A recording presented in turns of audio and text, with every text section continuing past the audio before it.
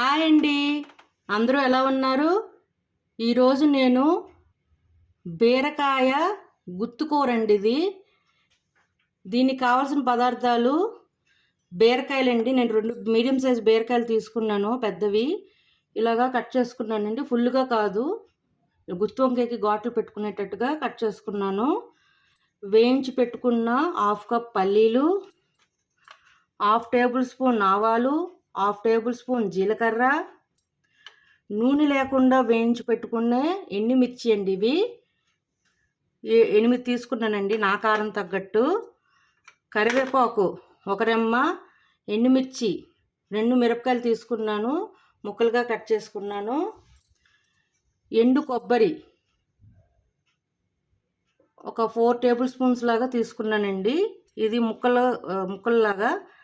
కొత్తిమీర 1 కప్పు, వేయించి పెట్టుకున్న ధనియాలు 2 టేబుల్ స్పూన్లు నూనె లేకుండా, నువ్వులు వేయించి పెట్టుకోవాలండి నూనె లేకుండా. ఉప్పు 1/2 table spoon,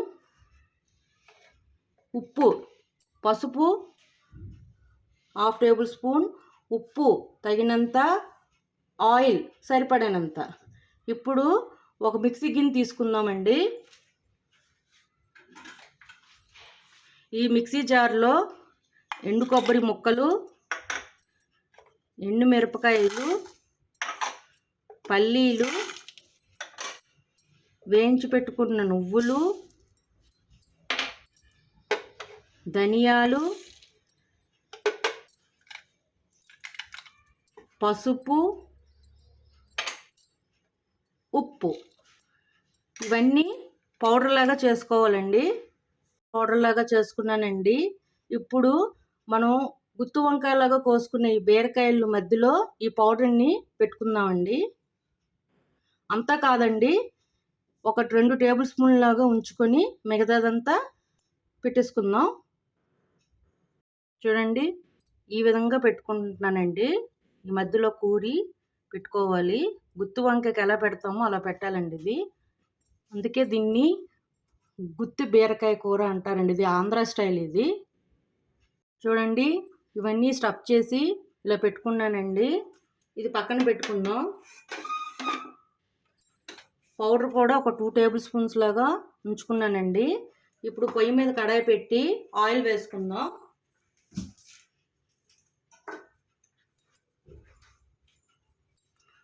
four table spoons oil పడుతుందండి.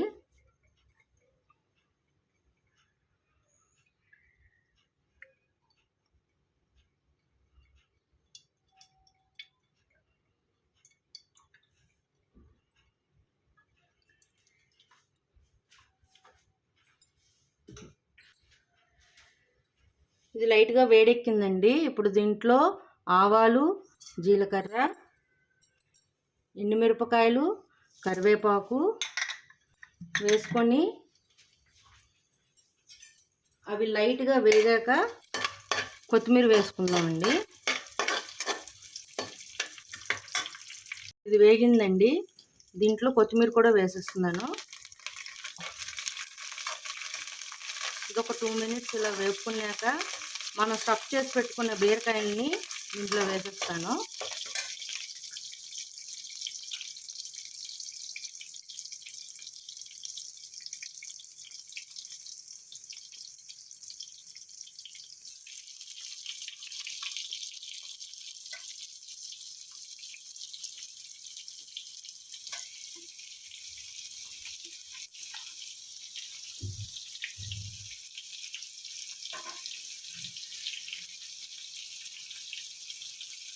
చూడండి, ఇలా స్టఫ్ చేసి వేసుకున్న ఈ బీరకాయని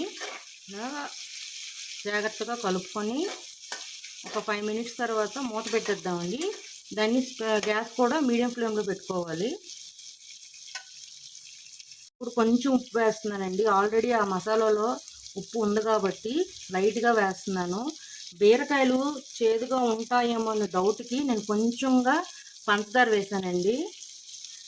ఇప్పుడు దీనిపై మూత పెట్టేస్తే ఈ బీరకాయలో ఉన్న వాటర్ అంతా బయటకు వచ్చి అదే ఉడుకుతుందండి. వాటర్ ఏమి యాడ్ చేయొద్దు. ఒక 5 మినిట్స్ తర్వాత మళ్ళీ మూత తీసి కలుపుకొని మళ్ళీ మూత పెడదామండి ఒక 10 to 15 minutes. చూడండి ఎలా మగ్గిపోతున్నాయో బీరకాయలు. ఇంకొక 10 minutes ఇలా మగ్గనిద్దామండి. ఈ బీరకాయలు బాగా మగ్గాయండి. ఇప్పుడు మనం కొంచెంగా తీసి పెట్టుకున్న పౌడర్ని కూడా వేసిస్తానండి దీంట్లో.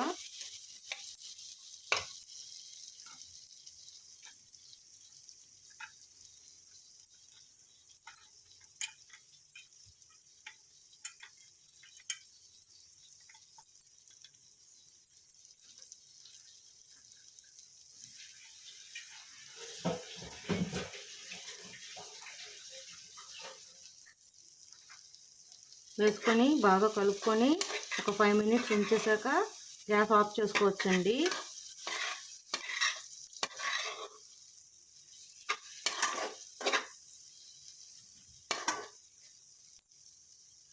కూర రెడీ అయిందండి. ఇప్పుడు గ్యాస్ ఆఫ్ చేసేస్తున్నాను. దీన్ని సర్వింగ్ బౌల్లోకి తీసుకుందాం.